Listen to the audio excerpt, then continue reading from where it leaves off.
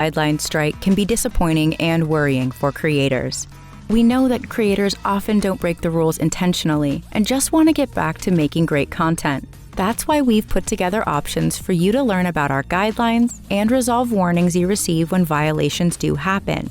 Let's walk you through what each of these options are and what they mean for you and your channel.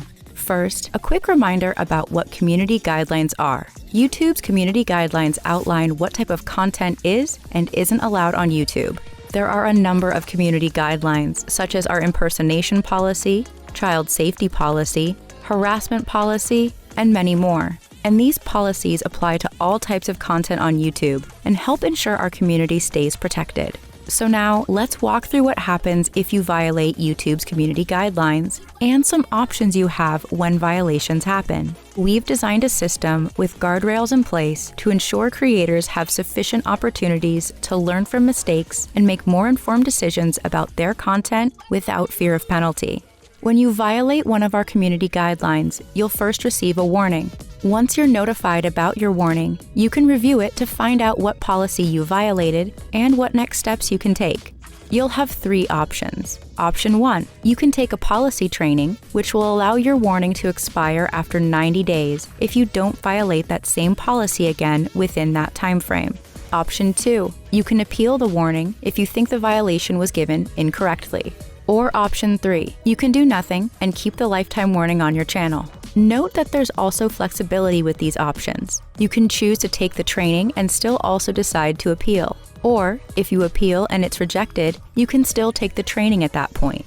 In the cases where you choose not to appeal, or you don't successfully appeal, we strongly encourage creators to take the training because it comes with additional benefits. It not only allows you to potentially remove the current warning from your channel, but it also grants you an additional warning if you violate a different community guidelines policy, so you have more opportunities to learn and avoid account restrictions in the future. Let's walk through an example of what this looks like.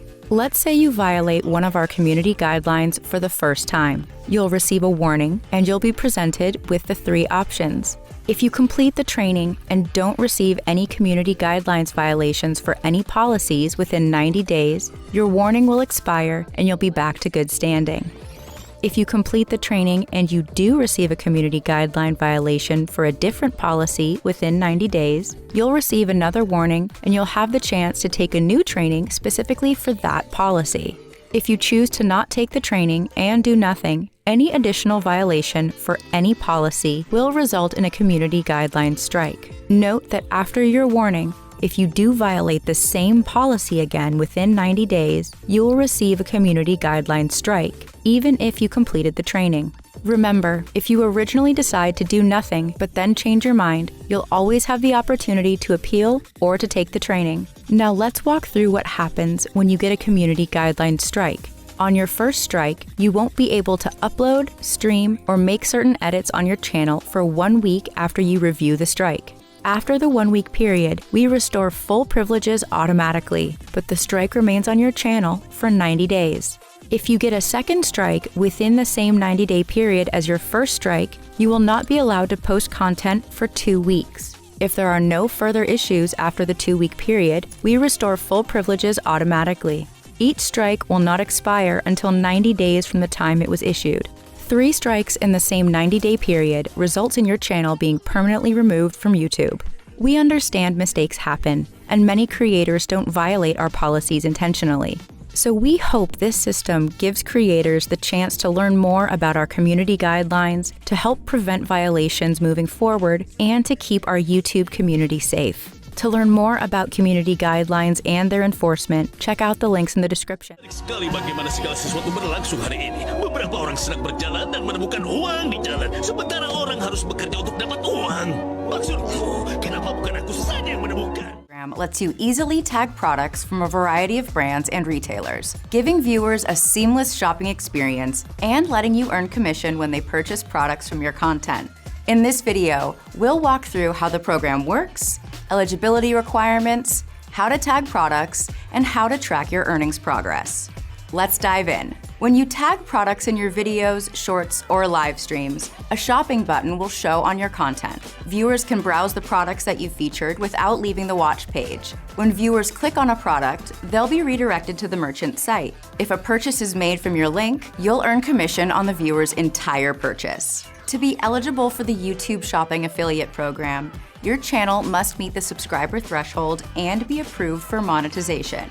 You also can't have a channel that's made for kids or a music or official artist channel. And you can't have community guideline strikes in certain sensitive policy areas. Note that affiliate product tags also won't show on videos that contain claimed content. Let's walk through how to tag your products in your videos and shorts. You can tag products during the upload flow by going to Tag Products. From here, you can click the drop-down to see stores available from different sellers, or you can search for the brand or product that you want to tag.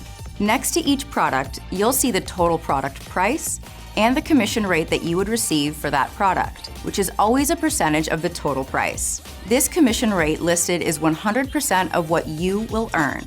Commission rates will vary by product and merchant. Once you find the products you want, you can tag them. You can tag up to 30 products. To remove a product, click the trash icon next to the product.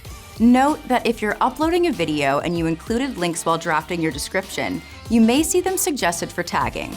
You can also tag products in existing videos and shorts. To do this, go to the Content tab in Studio, then select the piece of content you want. From the Details page, go to Products. You can also tag products in your live streams and feature a tagged product by pinning it to the stream. Viewers can see tagged products by tapping the shop icon and can shop without leaving your stream. You can tag products from your phone during the setup for a mobile live stream. To tag products for your live stream from a desktop, go to Live Control Room. In the left menu, select Stream or Manage. Below the live stream preview, click the Shopping tab.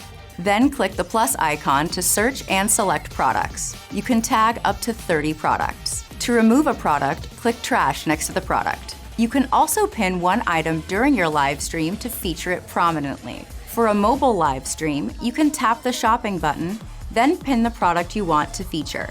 For a desktop stream, from Live Control Room, click the Shopping tab. Select one item to promote. Click or drag it to the preview panel, then click Pin Product. Your pinned product will be prominently featured during your stream. Viewers can click on the shopping button to see more details and options to purchase the product. Now let's talk about a few things to keep in mind when it comes to commissions. You'll earn commission on the entire basket size. So if a viewer clicks on your product tag and ends up buying other items, you'll receive commissions for everything they purchased during that transaction. You'll receive payment through your AdSense account, typically 60 to 120 days after purchase, to account for returns and timing of AdSense payment. If a viewer returns an item they purchased, the commissions you earn will be reversed. Some brands offer different conversion windows. For example, you can earn commissions for up to 30 days after a viewer clicks on your tagged product, as long as that viewer didn't click on someone else's affiliate link or product tag.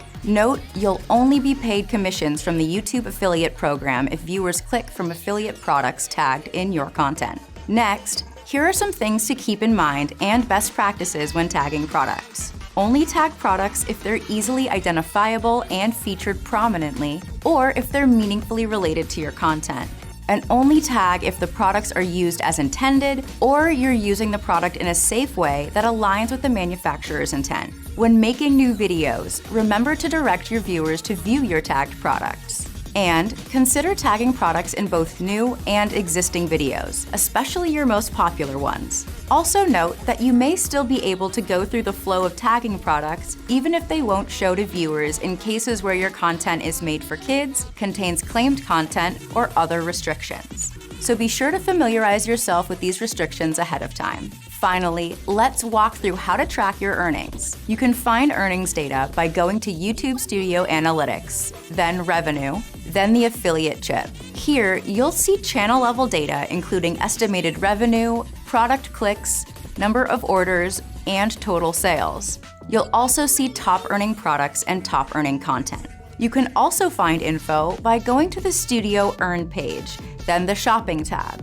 The YouTube Shopping Affiliate Program is a great way to earn more money by recommending the products you love and helps create a seamless shopping experience for your viewers. For more info, check out the link. Sebelum lanjut ke videonya, jangan lupa bantu like, comment, dan subscribe channel ini.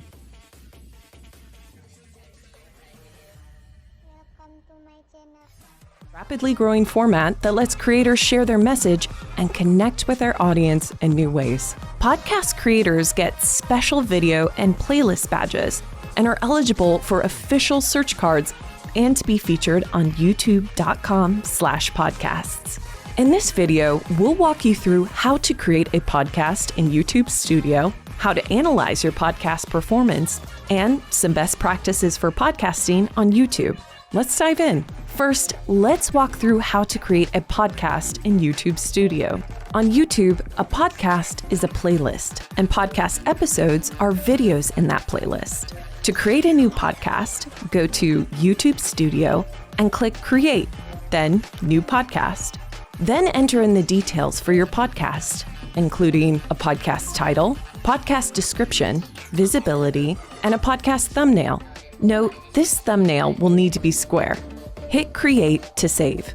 Once you have a podcast playlist created, you'll be able to add new or existing videos to it. You can add a new video to a podcast during the upload flow at the Details step by selecting the podcast playlist you want to add it to.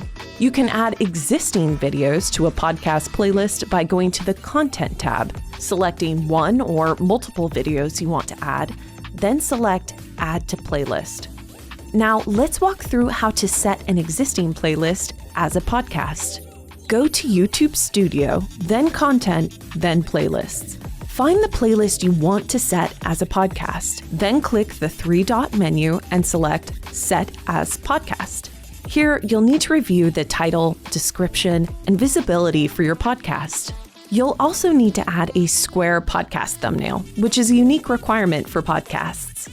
In YouTube Studio, you can see all your podcasts by going to Content, then the Podcast tab. Here you can edit your podcast details at any time, including default video order. If your podcast is episodic, consider ordering your videos from newest to oldest.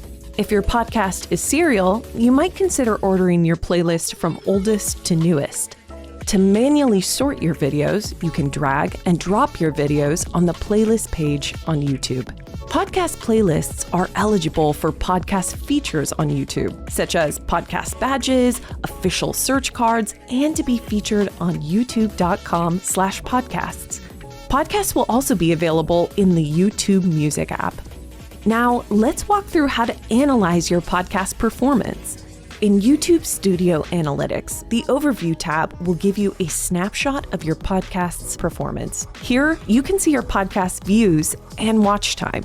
For a deep dive into a specific podcast's performance, click See Podcast Analytics. If you have multiple podcasts, click the title of the podcast you'd like to analyze. You can also get here from the Content tab in Studio by going to Podcasts, then clicking into Analytics for the specific podcast you want to analyze. On the Overview tab, you'll find aggregated metrics such as views, watch time, and estimated revenue for all videos in the podcast playlist in the selected time range, as well as your top performing episodes. The Content tab will show you key moments for audience retention and how viewers find your podcast videos. The Audience tab will show audience demographics. And if you're monetizing, the Revenue tab will show your estimated revenue and top earning content. Finally, let's walk through some best practices for podcast creators. Create a public podcast playlist for each podcast on your channel. This playlist should only contain full-length episodes from all seasons of a show in the order they should be consumed. This helps fans of your podcast find all the episodes in one place. Next, use the same name of your podcast as your playlist title. Don't add extra words, not even the word podcast, unless it's part of your show's name. This makes it easier for your audience to find you on YouTube. Also, avoid mixing clips, different podcasts, or videos from other channels within a podcast playlist. Finally, add a comprehensive description to your podcast. This helps new listeners discover your podcast from their searches. These podcast tips can help you increase your reach, engage your audience, and enable your podcast content to be eligible for podcast features on YouTube. For more info about podcasts on YouTube, check out the links in the description. Thanks for watching. You can live stream from the YouTube app on your mobile device. Before you live stream from your mobile device, your channel needs to have at least 1,000 subscribers and your account must be verified. You can verify your account by going to youtube.com/verify. To be clear, this verification is different from the verification badge you might see on some channels. To live stream, open the YouTube app, tap the camera button, then press live. If it's your first time, you'll have to grant access to the camera, mic, and storage. If prompted, verify your account. From here, you can choose to stream from your front-facing or selfie camera. If you're streaming from an Android phone, you also have the option here to stream your phone's screen. You can now enter the details of your live stream, adjust the privacy setting, add a location, and more. Once you're ready, tap Next. You'll see a countdown timer will start. When it hits 0, it'll take a picture to use as your thumbnail. If you don't like the picture, you can retake it or upload your own custom thumbnail. At this step, you can share your live stream's URL. Once you're happy with the thumbnail, tap Go Live.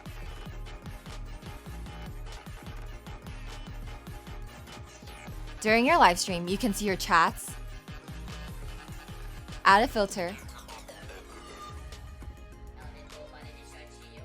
share your URL, and more.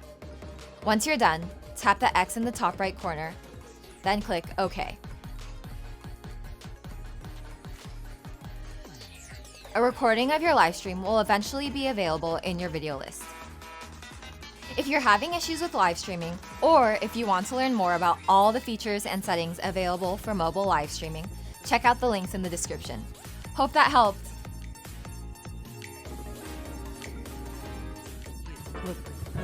Eligible.